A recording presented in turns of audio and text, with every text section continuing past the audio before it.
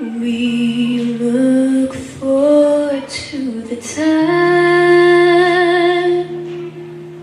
when there is no more night,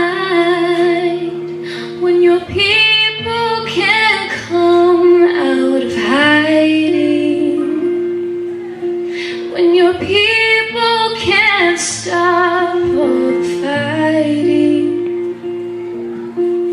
when peace is established across the nation, and we bow before you in adoration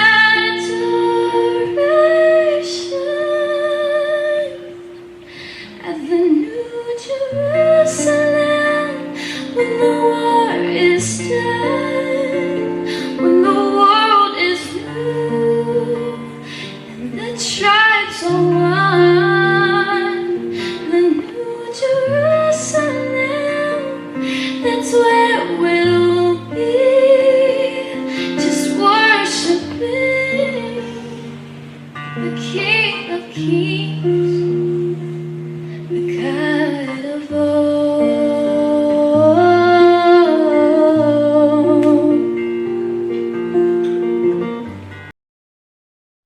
Shabbat Shalom to all of you. Thank you for joining me today. My name is Rabbi Harel Fry, and I welcome you to Parasha Terumah. And this is basically part 2 of a 3-part series. All right, so the first part we did the introduction, and then we did the Parasha experience, and now this is basically the third part that we will be doing, speaking about this parasha. So thank you for joining us today. This week and next week, actually, I want to take you into the Mishkan, which is the tabernacle. And it's basically a journey that I suppose, at least for myself, as much as it might be for you, would be very interesting. So first of all, I would start off by saying I'm not a Kabbalist. I do not believe in the Kabbalah.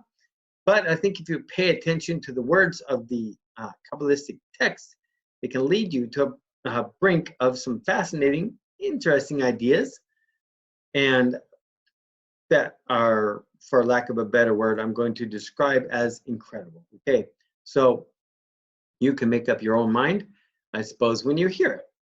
So let's just kind of jump in and we'll start and see what happens. The vehicle for the journey that I'd like to take you on today is an analysis and a discussion of the, as in they say in Hebrew, Keruvim in the Mishkan. What are Keruvim? They are the cherubs, all right, in the tabernacle. The cherubs that are on the Ark of the Covenant. So what is the meaning of the Keruvim in the Mishkan, the cherubs in the tabernacle? So let's have a little bit of fun. According to the biblical text, there were these angelic figures, cherubs, that appear several times in the Mishkan, okay? Now, most famously, they appear in this week's parasha on the Ark of the Covenant. The Ark of the Covenant had a cover known as the kaporet. Okay, that's the cover that went on top of the Ark, which would basically close it to keep the 10 Commandments, the 2 tablets safe, and other things that were put in there, like the rod of Aaron.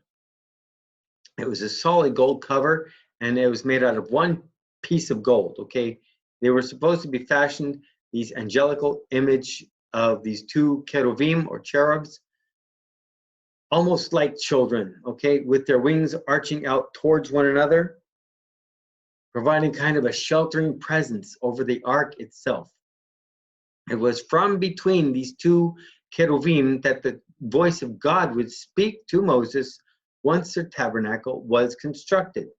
All right, so this is the most famous place where we can encounter the Keruvim in the tabernacle, in the Mishkan. But that is not the only place, okay? We also find them in other 2 places. One of them on the Parochet, okay? The Parochet was the veil, all right, the curtain, so to speak. It was woven out of a very beautiful tapestry, woven into the veil was supposed to be these representations of the Keruvim as well, the cherubs. All right. So this veil was placed between the Holy of Holies, where the ark was, and the rest of the Mishkan, the rest of the tabernacle. And if you remember, it was to separate between the Holy of Holies and the rest. And the only person that could go into this Holy of Holies, besides Moses at the time, was the great priest. All right, there was only the one main priest of the tabernacle, and he could only go in one time a year. That was it. No other time. If he went in, they would die. So that is how the verse describes what the parochet is doing, this curtain, this veil. So the parochet, the veil, had cherubs. Okay, in the Hebrew, like I said, it's keruvim. Keruv is one. Keruvim is more than one. It's plural. And then one more place that we can also encounter these keruvim is the yeriot. Now, these were basically the curtains that kind of formed the roof of the whole Mishkan, okay, of the tabernacle. They draped out from the roof over onto the sides of the walls. In the tapestry for these curtains, there had to be keruvim inlaid on them as well. So we have the keruvim on the ark, the keruvim that are on the veil or the curtain between the Holy of Holies and the rest of the tabernacle, and then the ones also that are draped over on the roof over the sides of the whole tabernacle. Now the question could be, why is this? Why are there keruvim in the Mishkan at all, and why are they in particular in these three places in the Mishkan? You don't find them etched into the menorah, which is the candelabra. You don't find keruvim on the top of the four corners of any of the altars. You don't find them inlaid in the shulchan, all right? You don't find them anywhere else, but you find them here. We find them on the kaporet, which is covering for the ark. You find them on the veil, the parochet, and then you find them on the yeriot, which is the part that covers the whole tabernacle off to the side. Why are they here in the Mishkan, and why are they here in these three particular places? All right, so this is kind of a mystery I'd like to use to begin our little journey into understanding the Mishkan, the tabernacle, from a whole new perspective. So, where do we find angels in the Torah, in the first 5 books of the Bible? Any discussion of the Keruvim in the Mishkan, I think, would have to take some account of the last time that we met some Keruvim. When was that we met some cherubs? We really only met them one other time in the entire Torah, and that's at the gates of the Garden of Eden. Okay?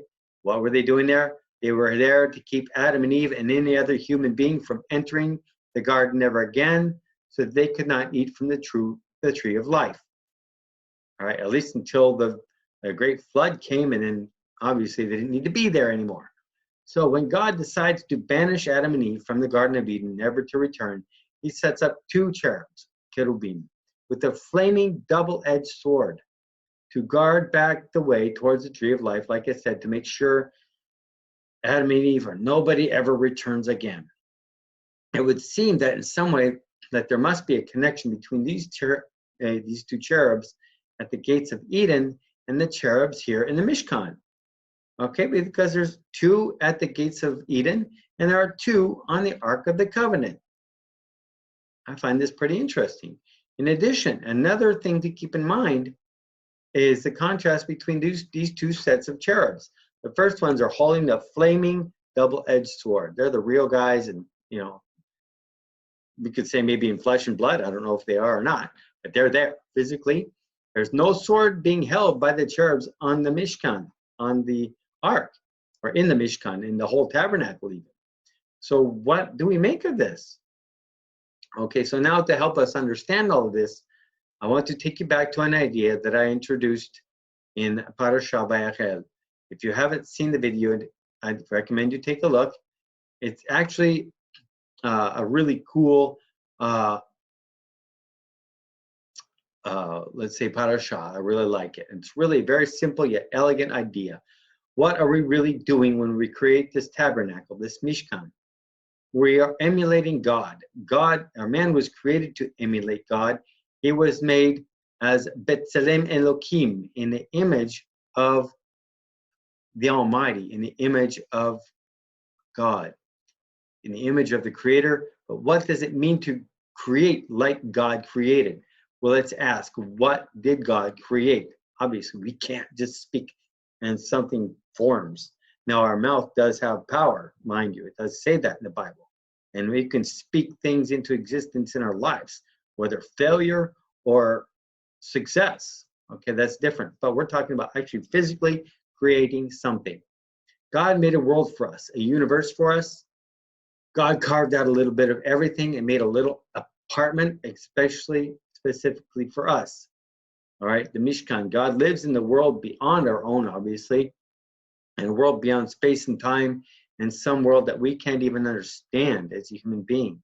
Okay, God carved out a little piece of that so that the one that he could love would be able to live, and when we in turn reciprocate by creating an environment for him, okay, a little apartment in our world. Obviously, this so-called apartment, this Mishkan, was given by God to be built. He said, I want you to build this, all right? So we take our little world of space and time that we call the universe, and we carve our little space, and we can call it a Mishkan, a place that God can be, okay? Obviously, we know God doesn't need a tent. He doesn't need a building or anything else. But that's where he wanted to meet with the priests and with the Israelites. All right, from that was his holy seat. That is how we reciprocate God's great act of love. And in order to make that little apartment or this Mishkan work, we too have to abide by the laws. Okay, the laws of physics don't make any sense for God. He doesn't need them. He created them for us, not for him. God doesn't have any use for the laws of physics, but he pays attention to them so that we can have a place to live, and we too abide by godly laws, the laws of Tumah and Tahara and Kodesh and Chol, laws that make no sense to us because we want to make an environment that works for God, and these are godly laws, laws that he put into place. We make a space for God just like God made a space for us. He made the heavens and the earth. So, now, nowadays, obviously, there's no Mishkan, there's no temple. And as it says in the Brit Hadashah, which is the new pact or the new covenant, New Testament, however you want to call it, we are God's temple. However, there will actually be another temple. Okay, actually, there will be two more temples built. One will be the third temple getting ready to be built in Jerusalem soon, which we know the Antichrist will try to reign from after 3.5 years of the 7 years of Daniel's trouble, otherwise known as tribulation. However, Yeshua, Jesus, will also reign from that temple during his 1,000-year reign. All right. Then, of course, when he will destroy the heavens and earth and create new heaven and earth, and he will put the new Jerusalem on the new earth, it's going to be like almost 2,000 miles by 2,000 miles by almost 2,000 miles high. Okay, and that's where going to be the new Jerusalem, and that will be where he will reign for forever. So, but that's a different thing. So now let's take off from that idea for a moment. If the Mishkan is really intended to be the place that we make for God in this world, then it has a prototype. What did I just mention? There is a temple in heaven, which it is a copy of. Because the world once had a place like that, it was the Garden of Eden also. Why indeed was the Garden of Eden called a garden? A garden is a little cultivated place that the master of the garden makes for himself for his own enjoyment. It's like if we have a garden, we go out there, we're planting, we're digging up the soil. It's a beautiful place to just be in the presence of the Lord, even to relax, get our thoughts together. We don't have to think about the junk in our lives sometimes. Eden was God's garden in our world, okay? Back in the original garden, when Adam and Eve hear the voice of God strolling through the garden in the afternoon, what kind of imagery does that give us? It is almost as if God, the master of the garden, is doing what people do in gardens, taking a walk. They take a stroll in the afternoon. They are enjoying their garden. God was inviting Adam and Eve to join him in that stroll, but instead They were hiding. Remember, after they ate the fruit, they were hiding. They were ashamed. That was the story of the forbidden fruit. We talked about these ideas back in the Parasha Bechukotai. And so after the sin of the forbidden fruit, what happens? It brings us right up to the Keruvim, the cherubs. Okay, so how do we connect spiritual meaning to the tabernacle's angels? God stations the Keruvim, these angels, with flaming swords to make sure we never get back to that place, that garden. It's not a place that we can live in anymore after eating from the tree of knowledge. The garden that God made was no longer accessible for us. Now we have to build the garden, and when we do, the Keruvim are back, but they don't have a sword in their hands anymore because they're not there to keep us away. They're there to usher us in. Okay, at least up to a certain point in this tabernacle. Because like I said, the only one who could access the Holy of Holies was Moses or the high priest. That's it. But the rest of the tabernacle also had the Keruvim. Okay, that is what brings us to the 3 times that the Keruvim appear in the Mishkan, in the tabernacle. The curtains, the veil, and the covering for the ark. What are all these things? So they are partitions. They create separations. The curtains that create the roof for the Mishkan separate the Mishkan from the rest of the world. Okay.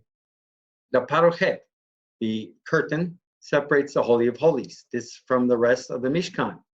And then the kaporet, the covering for the ark. So that separates what's inside from the outside, from the rest of the Holy of the Holies. Okay. We've got the 2 tablets with the laws. Now we can ask ourselves one final question. 3 partitions that separate. If that's what we make when we create an apartment for God, what did God do when he created the apartment for us? Huh? The apartment for us was in the universe itself. Okay, if we think about it, we go back to the creation story when that universe God made, and you will find the 3 separations. Okay, what are they? Vayavdel Elokim bein haor ubein hachoshech. First, God separates between light and darkness. And God separates between the waters to create air, to create the sky. And then God separates day from night, using the luminaries in the heavens, the stars, to allow human beings a consistent experience of time to understand what days are, what are months, years, through the cycles of darkness and light brought to us through the heavenly bodies. All right? God made 3 separations to set up our world. We make 3 separations to set up the little world that we are making for him, the tabernacle. Now, I find it interesting that on each of these partitions that we create, that we are embroidering or whatever, or molding the gold, we meet the Keruvim, the cherubs. The angelical beings that are part of a 4th separation in creation, a separation that shouldn't have been there in the first place, a separation that locks us out of God's world forever, locks us out of the garden. The instruments of that very separation, the Keruvim, with their flaming sword, they show up one more time, but without the sword, ushering us back into this garden that we create for God, so to speak. Okay, so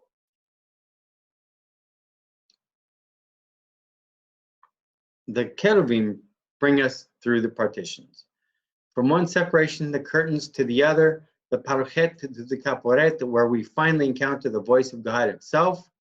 It's a voice that we human beings have a faint memory of God, or of going all the way back to the original garden. When Adam and Eve encountered God in the garden, how did they encounter him? Vayishmu et kol Elohim mitalek began leruach hayom. They heard the voice of God walking through the garden in the afternoon. He was literally there. The Keruvim bring us back there, and they bring us home. Okay? All of these, I think, is just a taste of the secrets that the Keruvim and the 3 separations that they adorn hold for us. So I would like to invite you back next week as we continue the journey into unraveling their secrets. And I hope you enjoyed this little study. I think it was kind of fun and interesting. And may you have a blessed Shabbat. Shabbat Shalom. Now for the Aaronic blessing. Adesso la benedizione di Aarone. Yevarechecha Adonai veishmerecha. Yair Adonai panavalecha v'ichunecha. Yisa Adonai panavalecha v'yasem lecha shalom. L'shem Yeshua HaMashiach. Sarha shalom shalom. May the Lord bless you and keep you. The Lord make his face to shine upon you and be gracious unto you. May the Lord lift up his countenance upon you and give you peace. In the name of Yeshua the Messiah, the Prince of Peace. Shalom. Che il Signore vi benedica e vi protegga. Il Signore faccia risplendere il suo volto su di voi e vi sia propizio. Che il Signore elevi il suo volto su di voi e vi dia la pace. In nome di Yeshua, Gesù, il Messia, il Principe della pace. Shalom.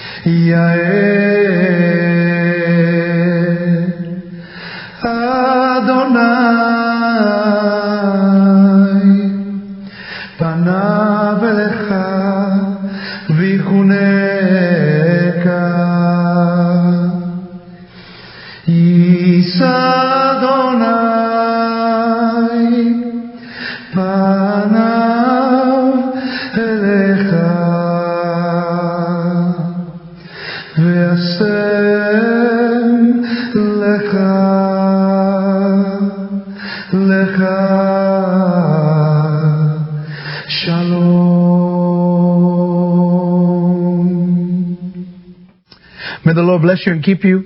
May the Lord make his face shine upon you, be gracious to you. May the Lord lift up his countenance upon you and give you peace. Shalom. Shabbat shalom.